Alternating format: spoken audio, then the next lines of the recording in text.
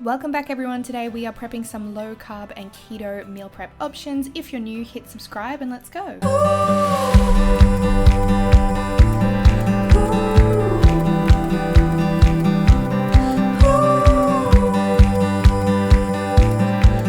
I'm starting off with a chocolate bark recipe, which is not something that I normally do, but a lot of you guys were asking if on keto you can still eat sort of sweet snacks like this, and even though dark chocolate is more bitter, yes, you can eat stuff like this. And what I'm doing is adding in extra fat sources as well, so the coconut and the almonds, just to give it a little bit of substance. So I'm going to melt the chocolate, pour that out onto a pan, add the other ingredients on top. If you're not low carb or keto, you could add goji berries and then freeze that for 2 hours.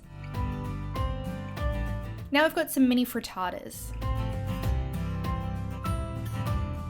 These are a super convenient little breakfast option, so I like to keep them in the fridge and then just heat them up when I want them. So you're going to take 12 eggs and then half an onion, chop that up really well before you put that into the bowl. Now we're going to mix that all together, and then I'm also finely cutting up some kale. I'm going to add in 2 tablespoons of ground flaxseed because that's great for omega-3 as well, and also a head of broccoli, and just stir that all up. Now I'm greasing a muffin tray with butter.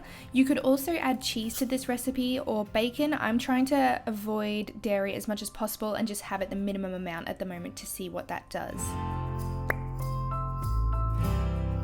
Because I have bone broth so much, I thought it would be a good idea to use it as the stock for a soup.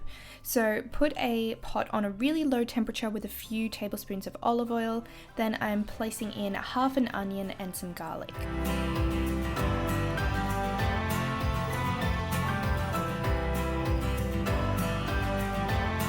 Now I'm pouring in a liter of bone broth liquid, or if you have different mixes for bone broth, you could use that, but I prefer the pre-made version, it's just easier for me. I'm also adding in a cup of water and some salt and pepper.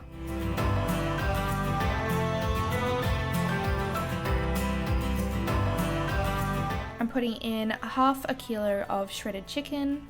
And then I'm going to add some green vegetables as well. So I'm adding bok choy and spring onion. And then I added in 2 tablespoons of apple cider vinegar, which I forgot to film, but they're in there.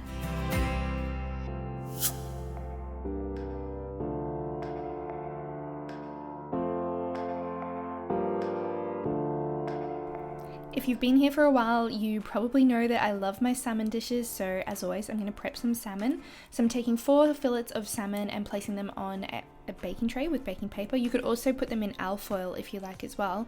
Then I'm adding ghee and I'm adding some garlic to that.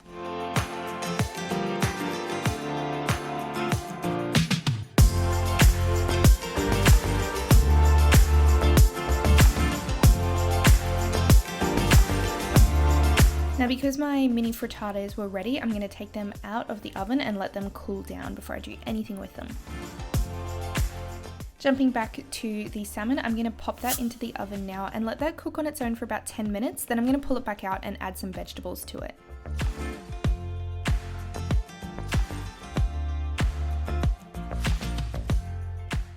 Don't forget to keep stirring your soup. Remember, you can find some of these recipes on my blog as well, and I'll leave them linked in the description box if you want to find a written down version.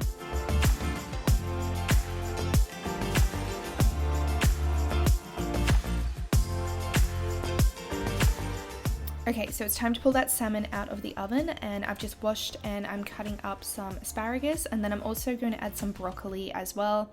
Then I'm going to pop that back into the oven until they're cooked, and then it's ready to serve. And when I do serve this dish, I serve it with some extras, which I'll show you when I pull it out of the oven.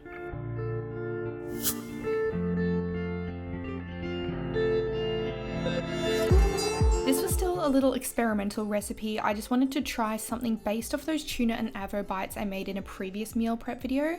I wanted to make it without the grains. I wanted to use broccoli instead. Use 1 head of broccoli if you're going to do this and pop it into a food processor. I used 2, don't use 2. It became too granular. It didn't want to hold itself together properly. Once you process the broccoli, put it into a bowl with 3 tins of tuna. It can be plain, it can be flavored. Then using a fork, you're going to mash up 2 avocados and add them to the bowl as well. I think what I'm going to change next time, because I did incorporate some dairy into this just to help bind the ingredients together a little bit better. But I think next time I'm going to take out the cheese and I'm going to replace it instead with maybe an egg or something like that, and less broccoli as well, just so it can hold together a lot better.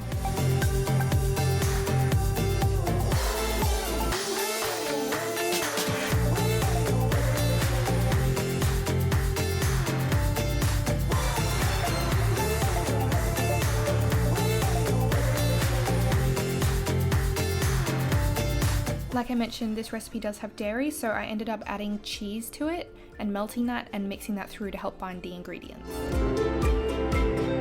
Now my ghee and garlic salmon is done, so when I serve this, I like to also serve it with avocado and alfalfa sprouts, because alfalfa sprouts are really, really good for your gut health as well. And if you're still hanging around here, I would appreciate it so much if you would give this video a thumbs up for me. It doesn't take too long, and it does actually really help my channel out a lot if you're able to do that for me, so thank you if you do.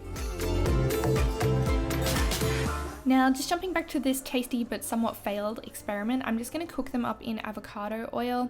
As I'm cooking them, I press them flat and then flip them over, and then you really want to make sure that you take out some paper towel or something and just press off that extra oil, because you don't want it sitting on there. And then you can serve it with a high fat dip if you're keto as well, so you could make like some homemade guacamole or something like that as well. That'd be perfect.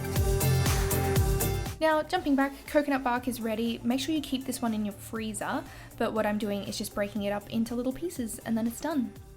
I hope you guys enjoyed this video. If you're new, don't forget to hit subscribe so you can catch future meal ideas, and if you want some more written recipes, I do have them over on my blog as well. Stay tuned, I've got the shopping list coming up right now.